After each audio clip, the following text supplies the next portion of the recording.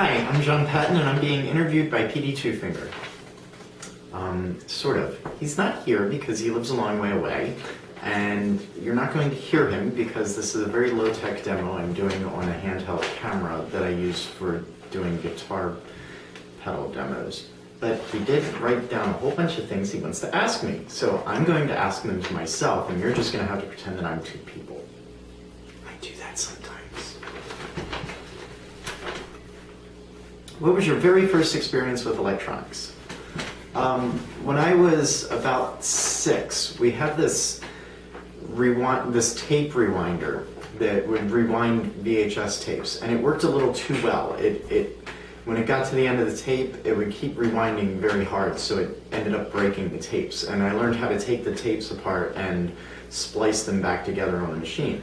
And one time, one of the VHS tapes that I had repaired got stuck in the VCR, and I decided to take the VCR apart and get the tape out and put the VCR back together because it was my favorite tape in the world, which was probably the Never-Ending Story or the Lord of the Rings cartoon. These days, I probably would not do that because I'm pretty sure that VCRs can hold deadly voltage, and it's probably a good thing that I didn't shock myself. Also, it's a good thing my parents didn't find out because they weren't home at the time I decided to do this, and they probably would have been very mad at me about for taking apart the VCR when I didn't know what I was doing. More recently, I'd say that my experience with electronics was limited mostly to household appliances before I started working on effects and guitars. Do you have any other hobbies or interests besides DIY effects?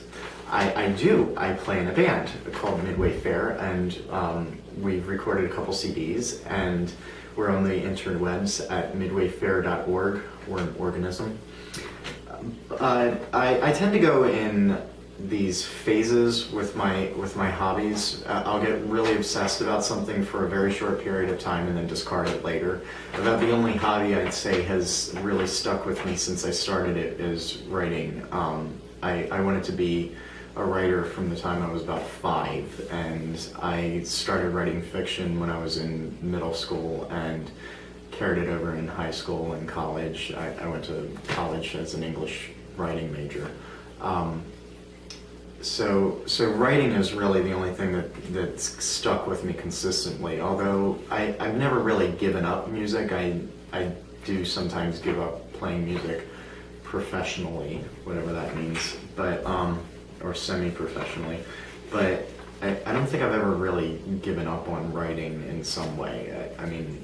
I'll include writing songs in that, and I've done it pretty consistently since middle school. Do you play any instruments? I play guitar quite a bit. I play mandolin. I've been playing mandolin in a local band called Whale Show recently, but I also play with a guy named Matt Pless and a kind of punk country guy named Happy Haynes. I play piano well enough to write some parts for other people to play. I learned how to play penny whistle, and I've mostly forgotten, but I still know where some of the notes are, and I think I can remember how it works. It involves fingers. I can play a bunch of other things with strings on them, but I'm a very terrible violin player. I gave my violin to my niece, and I don't miss it, and neither does anyone else who's ever had to hear me play violin. Do you have any formal training or mentoring in electronics? I don't. I just read a lot. I read everything I can get my hands on online when I'm working on a new circuit. What was your first DIY experience? How old were you? Assuming we're sticking with DIY electronics, the first thing I did that actually involved electronics was probably taking apart a guitar. I believe the one I actually took apart first was a Japanese, like a Tiesco or something similar to that my uncle gave me because it didn't really work, and I took it apart and did not get it back together successfully. So there's that. More recently, it was building the Don Quixote caster, which a lot of people have seen in my videos. And this was, I mean, my dad and I put the guitar together, and I learned how to do these switches for the pickups, and it was horrible. I still have the soldering upstairs because I took it back apart and redid it completely. But I had actually done a sort of plug-in harness using stuff like Molex connectors, and I decided not to do that because it looked horrible and didn't work quite as consistently as one would like a guitar that one uses live to work. But and then shortly after that I started building guitar pedals. I actually wrote a blog post recently that talks about the first pedal that I finished completely, from the circuit to the box and everything. I actually had finished a couple of circuits before that and put them in boxes that weren't fully decorated, and maybe they didn't work properly, maybe they had a couple extra holes in the cases, maybe I used the wrong kind of DC plug, you know, that's the sort of thing everybody goes through.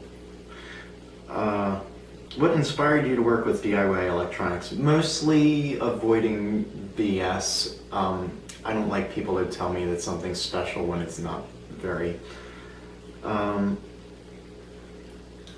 Explain the entire process you use to complete a build. Well, first I build the circuit board, and then I make a box, and then I put the circuit board in the box.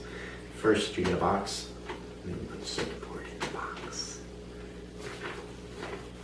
I don't think I do anything particularly special with the way I complete a build. I just build it and then box it after I test it. What was the easiest build you have completed? I think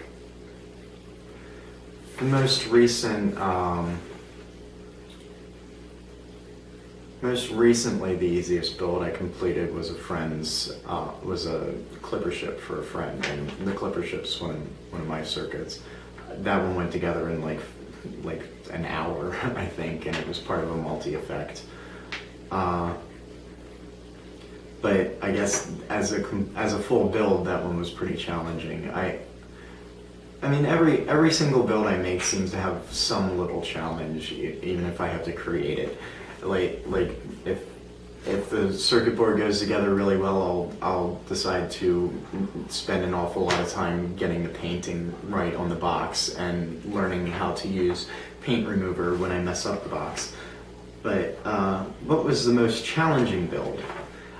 I would have to say that is the Mad Bean Lowrider that's upstairs that I still can't figure out how to debug. Although that's not the only thing in my box that failed, but that one is particularly mystifying, and I've never been able to figure out exactly how I broke it. How about some quick do's and don'ts for beginners? Do's: read and buy a breadboard. Don'ts: don't listen to people who don't tell you to buy a breadboard and read, or tell you not to do those things. You can listen to people who don't tell you to do that. Not everybody thinks of everything worth saying. Do you have any favorite tools? Yes. My soldering iron. It makes things go. What do you know now that you wish you would have known then? I really wish I knew to be more sociable when I was little. I think that would have helped me out a lot in life. My mom told me that she walked me to class one day when I was like 6, and some people said hello to me in the hallway, and I didn't say hello back. And apparently I just didn't realize that they were saying hello to me, and somehow from this inability of myself to actually pay attention to the other human beings that exist in the world, I concluded that people didn't really like me so much, so I didn't really hang out with them. I wish I had spent more time working on being sociable, but you know, if you're gonna have your face stuck in a book all the time, you can't do two things at once. It's just so hard to talk to people when you're trying to read. Do you have a favorite component or type of component? I really like discrete transistors. Almost everything I design uses them. In fact, everything I design uses them. Do you have a least favorite component? I do not like OTA chips. I'm not particularly fond of them. But my least favorite component is one that's broken. That's my least favorite component, because they're a real pain in the butt. What is your favorite circuit, but not necessarily an effect? Could be an element of effects. It's a toss-up. I'm very, very fond of LFO effects, and I'm also very fond of envelope circuits. Envelopes appear in all sorts of really fun effects. Obviously auto-wah effects, but compressors mostly tend to use some sort of envelope effect. And one of the other questions here, what do you see for the future of the industry or trends in guitar effects processing? Aside from digital stuff, I actually think envelope effects, envelope triggered analog effects are one of the last areas of analog circuitry that hasn't been fully explored. So I can see a lot of envelope effects coming into being in this next several years. And I mean, I mentioned LFOs. One of my favorite designs is the Blue Warbler, which is an envelope and an LFO effect at the same time. The envelope triggers the LFO, so that combined two of my favorite types of circuits. What do you eat or snack on while you work? I try to drink tea, but I'm very bad at it. There is in fact probably a 3-day-old cup of tea on the workbench right now that's going disgusting. Do you have a favorite instrument in your collection? I showed everyone the Don Quixote caster, but I think that's my second favorite guitar. If I had to pick just one, I'd go with my Youre acoustic, which, I mean, it sounds really great with the type of music I play, and it feels really good for finger picking. It's got a flatter radius, and the strings are a little farther spaced than on most acoustics. So if I had to pick just one guitar, I'd almost certainly pick this one, even though I don't play it quite as often as I probably should. But and I know it's a little ironic to have an interview about DIY effects, and I ended up picking an instrument that really doesn't need any effects. I use them sometimes. I use a little bit of delay sometimes with an acoustic, but not all the time. What is your favorite DIY effect? If we're just talking about classes of effects and not a specific effects box, because I could never pick a single circuit that I thought was my favorite, but I've built more different types of compressors than any other circuit, but I really think my favorite overall type of effect to build is a tremolo, because there are a bunch of different types of tremolos that the DIY community has, and it's also an effect that they're kind of easy to build. They've got all these little quirks in the different types of circuits, so they're a little fun to mess with, and they do just a very simple effect that just sounds cool. I mean, I don't use a ton of tremolo in my music, but I get a warm, fuzzy feeling every time I build a tremolo pedal. How do you feel about Mojo? I've drawn a little picture. Maybe it'll focus on that. That's what I think about Mojo. One thing you would change about the community if you could. This isn't about the community itself, but I kind of wish there was a central hub for all of the stuff that everybody creates. So we've got a bunch of different forums, DIY stomp boxes, Mad Bean, free stomp boxes, build your own clone. and there's a lot of other forums out there, and everybody on these forums is creating circuits, and it would be nice if there was just some sort of central place where when a new schematic is created, people put it there, and then if someone creates a layout, you can put the layout there under that effect, and just a central database of every DIY project there is. And I'm not talking about just like traced clones of commercial circuits, but specifically the projects created in the DIY community, because there's so many really great projects that have been just created by people in these forums for no reason except to share with other people on the forums. I'm going to come back to one of these questions. Tell me about the one that got away. Well, it was they just don't get away. I do have a box of fail, but usually it ends up being something related to the board. So if I buy a PCB project, every once in a while I'll fail at building it for some reason. Like I just can't get the PCB to work, but then if I build it again, it works. So I haven't had a circuit that I've tried to build that I just can't get to work. What is the project that you're most proud of? I would say the Blue Warbler again, out of my own designs. Although the Cardinal Tremolo, I'm pretty pleased with that. But I think the Blue Warbler is like the only thing I've done that's actually original in some way.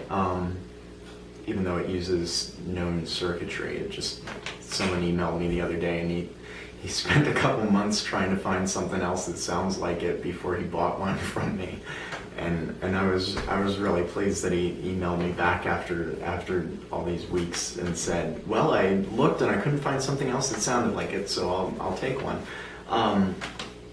As far as actual building, right now, the most complicated thing I ever built was probably Mad Bean's 0-point Super Deluxe, but I mean, I kind of wish I'd finished my Dirtbag Deluxe at this point so that I could say, oh, that's the one I got into building DIY effects, and I thought that's my goal for the year, but I didn't actually get around to building one because when I finally got the chips for it, the PCB was sold out.